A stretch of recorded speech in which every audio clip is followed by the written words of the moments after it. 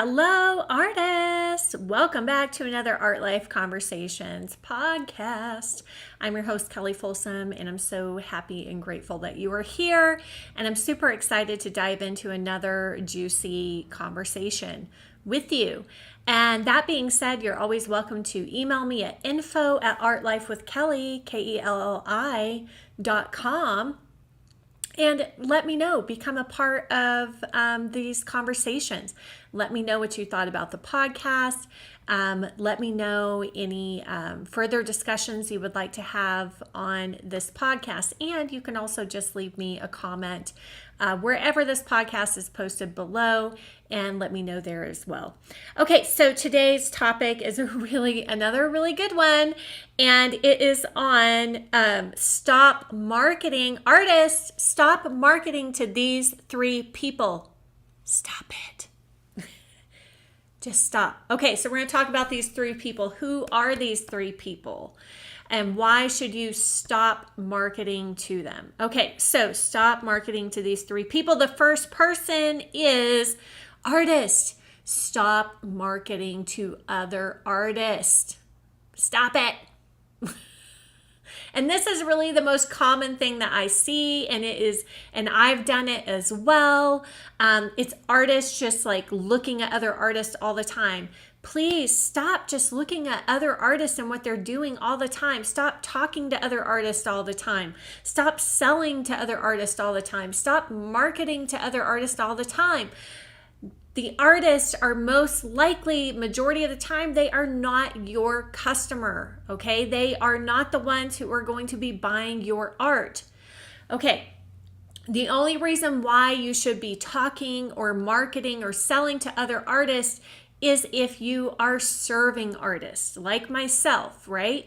Okay, so if you are teaching, right? If you are coaching other artists, if you are somehow serving and helping other artists, that is the only time you should be marketing. And when I say marketing, I really mean speaking to. So when you write your emails, when you write your social media posts about your artwork, you should not be talking to other artists. Okay, so and you have to really stop, I think, looking at so many other artists and talking in artist talk and artist code, whenever you're talking online.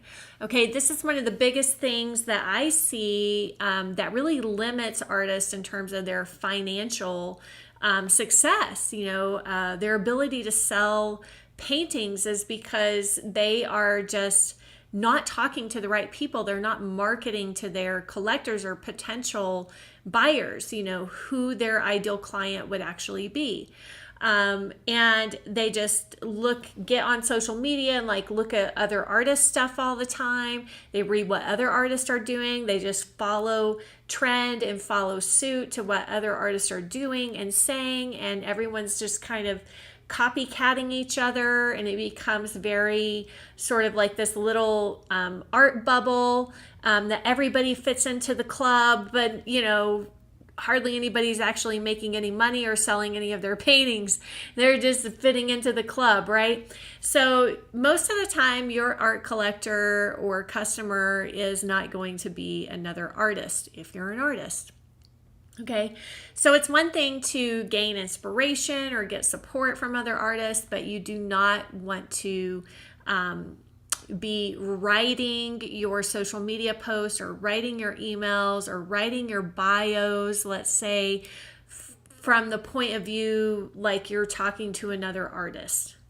Okay, so you really have to try to get into the head of who would buy your paintings. Who is your potential collector? And if you already have collectors, then you really just want to be talking to them, finding out more about them. Why did they buy your painting? What is it that makes them desire a work of your art, a work of art from you? So that's really our work in selling our art, whether it's in person or online. I've also been to, I don't know how many in-person shows at galleries and art events, and the only people who come are artists. So it's like, It's like there's rarely ever any collectors there, so that's another thing, is like you can't just invite other artists, right, to if you're hosting your own event or your own studio tour or studio show. You have to try to figure out how can you get, the right people in the door who might be interested in buying from you, and not just have it be like an artist convention, right? Or artists just getting together and, networking together. There's a time and a place for that, especially if that's of interest or value to you in your art career in terms of networking with other artists. But when it comes to selling your art, that is not the right time and place for it. Okay. So I think, what is the phrase? Is it like navel gazing or navel gazing? I don't know if that's the right term, but basically it's like this little bubble that happens when all the artists are just talking to all the other artists and just influenced by all the other artists. And it's just no good for any of the artists involved. It doesn't really go anywhere. Okay, so you got to get out there. You got to talk to people who have bought your paintings. You got to get to know them more. Okay, so, and some of this takes some imagination, and kind of really trying, whenever we're writing our social media posts or writing our emails, really trying to get into the mind of those ideal collectors, the people who have bought our work. And of course, capturing, whenever people do buy our work, capturing the moment, at the right time. So capturing their thoughts in the moment. So often we're just scared to ask questions of our collectors, and especially whenever they are buying a painting or just received a painting, it's really important that you try to ask questions and talk to them. I have one collector who she always calls me on the phone whenever she wants to buy a painting. And I love talking with her. I love having conversations with her because she is just always giving me information about why she loves my paintings and why her home is filled with my paintings and what my paintings really bring to her life, and why she takes the time and effort and money to purchase my paintings, and why she values them. And that kind of information and feedback is so critical to us as the artist in terms of our marketing. So marketing is not selling, just so you know. Marketing is basically, we're in a sense kind of building know, like, and trust among our audience, and really attracting and kind of prospecting, those potential customers in. Okay. But you want to be attracting and prospecting the right kind of customers, the customers who are going to buy. And that's why it's so important that you're not just, as an artist, that you're not just speaking to other artists. Okay. And that can, if you want to get real into minutia about it, it can even go down into, the kind of hashtags that you're using, of course, on your Instagram post, for example. Are you using words and vocabulary and hashtags that your ideal collector would be searching for and looking for? And not just copying, this artist over here used this hashtag, so I'll use that too. You don't want to be making your marketing decisions based off of that kind of comparison. So you really always want to be thinking about who is your ideal customer, what do they love, what are they searching for on the internet, and make sure that your wording is, positioned that way. Okay, the other person that you want to stop marketing to is people who can't afford, aka they don't value what you have to offer. So here's the thing, almost everybody on this planet, now I know not everybody some people on this planet unfortunately truly can't afford luxuries in life, okay? We're not all there yet on the same level, sadly, internationally throughout the entire world. And hopefully one day we will be all there collectively. But for example, here in the United States, most people who say, oh, I can't afford that, they really can afford that. It's just that they don't value it, which means that they are not your customer. Okay. So this is, if you are an artist and you're running an art business, you are not running a charity. And I have learned the hard way. Again, everything I'm talking to you guys about are mistakes that I have made, things that I have learned the hard way. So I share all of this with empathy, having been in the same position and having kind of a similar and same, kind of faulty mentality about things. So if you are an artist in business, you are not a charity case. And I have news for you, no matter how much you do for them for free, no matter how much you give them for free or for a much lowered price, they still will not value what you have to offer. You cannot give them enough stuff for free in order to convince them to buy.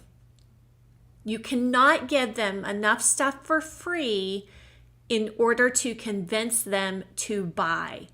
So please, please, please stop giving so much shit away for free. Okay? Or continue, somebody says, oh, I can't afford it. And then you go, oh, well, I can give you this discount. I can give you this discount. And then I can do this for you. And you keep lowering the price until they say, okay, I can afford it now. That is not your customer. It's different if you, and the reason why they're not your customer is because they don't value what you have to offer enough to pay for it. Okay, and Lord knows if they ever will, maybe, but that's none of your business. If one day they decide they come to a place where they do value what you have to offer, now they're your customer and now they can be your customer. But people who value what you have to offer are willing to pay for it, and they're willing to pay what you are asking. Okay, so and I've gotten this a lot, both with students and with collectors. Oh, I can't afford that. I'm on a fixed income, all this kind of stuff. Here's the deal. When we really value something, when somebody's offering something that really fulfills a need for us, it either makes our life, it really, in essence, it makes our life so much better. We are willing to pay for it. Okay, and we will find a way to pay for it, especially if we feel like this is really going to alter our life. This is really going to improve the quality of my life. The more I feel that way, the more I feel like that person is really going to improve the quality of my life, of my well-being. They're going to help me, perhaps they're going to help me make more money. Perhaps they're going to help me save money. Perhaps they are going to help me overcome things that are such a struggle for me. I am willing to pay that person more money versus somebody else who just they have something to offer, but it really doesn't speak to me. I really don't feel like it's really going to help me that much. That person I'm probably not going to be as willing to pay. So I used to kind of come at it from this place of trying to be super generous, like trying to be like, oh yeah, like somebody would say I can't afford that, and I would feel like, so much compassion and so much empathy for them. Again, mostly because of the way I was raised, and I was raised, very, very poor, especially the first, I would say 10 years, first 13, 14 years of my life. And then, my parents finally started doing a little better financially. But, so I think a lot of it comes from that. Comes from, having nothing and really understanding the pain of that, understanding the pain of not having anything, or basically having very little. My parents would, be on such a strict budget, that maybe they didn't have $10 extra that month to spend. So I might, as a kid, be watching other kids being able to buy sodas at school, Just having like extra money, kids having extra money to be able to buy things at the store, and we just did not have that for such a long period of time. So I think for me, just sharing my own personal story, that was a big part of it for me, is that I understood that, hey, some people really don't have a lot. Some people really don't have a lot of money. But I was really making that decision from a very childlike point of view, because when you're a child, you don't have a lot of ability to create. You don't have a lot of ability to create money and to provide for yourself, right? Now you might have some, like, me and my siblings, we used to go digging through dumpsters looking for cans so that we could, make an extra dollar to have on our own, things like that. So you maybe have some ability to make a little extra money as a kid, but it's very, very limited as to what you can do. So I made the mistake early on of really believing people whenever they told me this.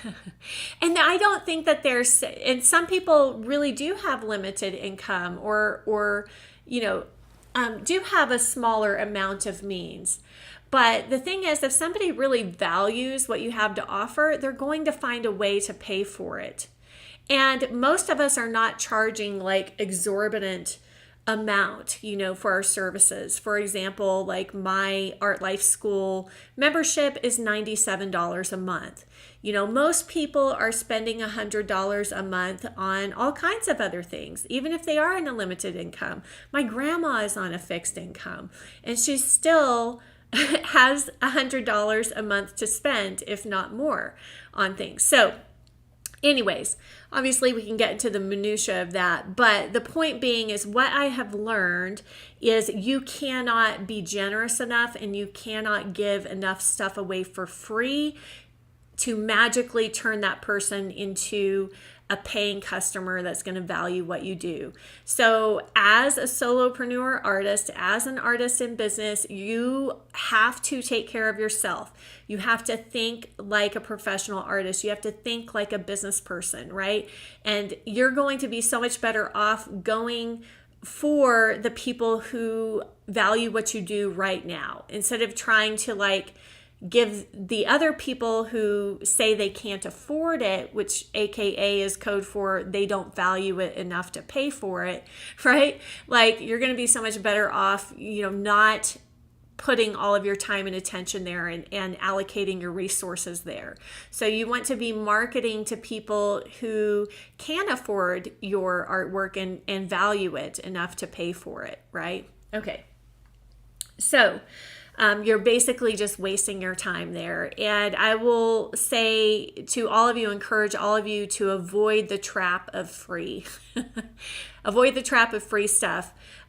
Because let me tell you what, free customers, people who get on your email list because you offered a big thing for free, or you gave them a bunch of free stuff, guess what? It's still going to cost you the same amount of time and money to maintain that free customer as it is to maintain a paying customer. So you're basically, not only are you giving them something for free, but you're basically paying them, right? Because you still have to deal with their customer service emails that they send in, their questions that they send in, their, stuff like that. You still have to deal with the administration. You're also paying for them to be on your email list, right?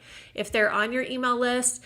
So you're kind of, in a sense, in the negative with that kind of customer. You're in the negative financially if you have a lot of those kinds of customers. And this is a mistake that, I definitely made early on, because I was really trying to come at it from this altruistic place of being super generous and over giving. I was always over giving, and that's, again, it's not an energetic match. It's not in balance. So what we have to offer as artists has value. We've worked very hard on our abilities. We've worked very hard on our skills, on our craft, and so there needs to be a win-win and energetic match of exchange of value there. Instead of just, oh, because I undervalue myself, I'm just going to, give all this away for free, and hopefully I'll hopefully build up enough bonus points in the bank by being so generous and kind and altruistic that like good karma will come back to me. It really just doesn't work that way from what I've learned. So I have stopped giving away so much stuff for free. So the free things that I give away now are like things like this podcast, and let's say I have a few videos on YouTube. I do give away one sample chapter in my book, 30 Ways to Master Still Life Painting, to folks who sign up on my email list. And this is it. That is all I give away for free anymore, And so that should be enough in terms of marketing. Plus, of course, our Instagram, social media, all that stuff is free content, free inspiration, basically. And these are basically just avenues of marketing to allow people to test us out enough as artists, get to know us enough.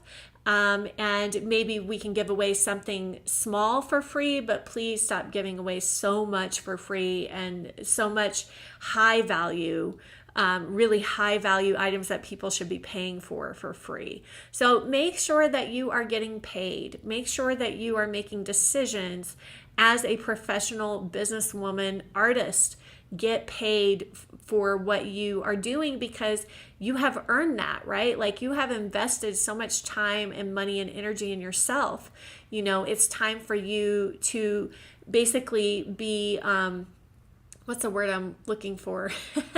Well, just be paid for that. Get paid, people. Get paid. Okay.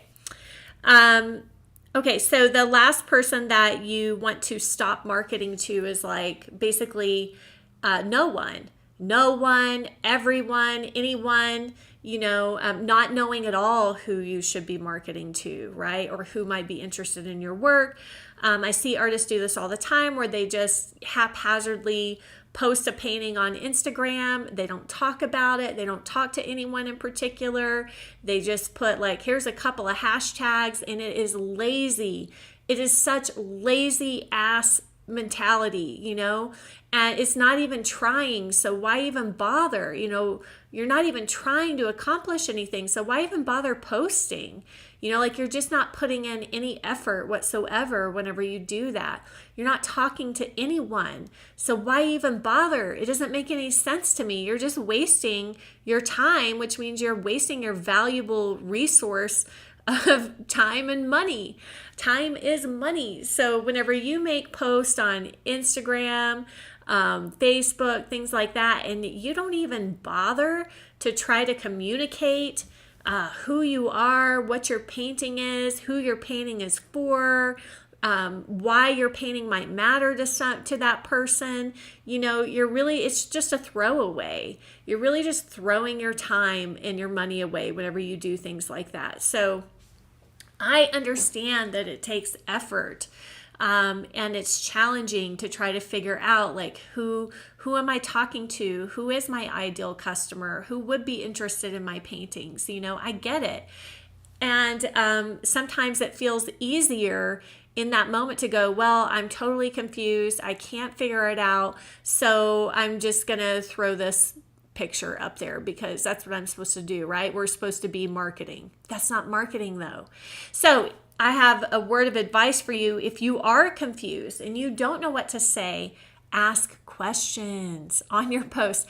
Just open it up. Like you probably have a certain number of followers that are following you already. Now, not all those people are going to be your ideal customers, so you have to recognize that. But you would be so much better off even just posting a simple question like, what do you guys think about this painting? Or, if it's a painting of roses, you could ask, do you love paintings of roses? Or do you have a favorite kind of rose or a favorite color of rose? You'd be so much better off just even putting a simple question in there like that because it's doing market research. You are trying to get into the mind of perhaps your ideal customers and try to understand them better. And it's not, you don't have to write a novel to do that, and you don't have to be a master marketer to do that. But the main thing I've learned about marketing is that it's really about relationship building, and it's really about asking good questions and trying to understand who your customer is, who your audience is, why they're following you, why they're attracted to, your paintings, what they think about your paintings. So even if you yourself feel like you don't know what to say on a social media post, just get curious, bring curiosity to it and open up a dialogue, open up conversation. I mean, it's part of the reason why I call this podcast Art Life Conversations, right? So much of digital marketing like this podcast or social media can feel very one-sided. And sometimes we feel like we're just talking to ourselves or not talking to anybody in particular, but that's not true. You are talking to somebody. And so, you need to recognize that and realize that you are talking to real people. Real people are seeing your painting. Real people are paying attention. They're noticing how you post your work. They're noticing what you put in the caption. Like if they love your painting enough to stop and see what you wrote in the caption, and they don't see anything, or they just see #oil painting, who's going to care about that? You've just lost them.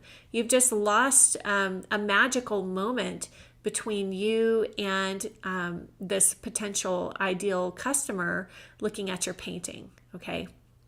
So you want to be marketing to someone in particular, and if you don't know who that someone is, start asking questions. Get in touch with past collectors that you've sold to. Just start asking open-ended questions on social media related to your artwork so that you can get feedback and insight from your customers. Okay, so that being said, my question to you is, what else would you like to talk about on this Art Life Conversations podcast? Please, please, please tell me. And also let me know what you thought about this topic today.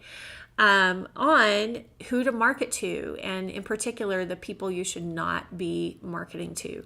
So let me know in the comments below, or you can also send me an email at info@artlifewithkelly.com, and I'll talk to you at the next Art Life Conversations podcast. Happy painting, happy creating, artist. See you soon. Bye-bye.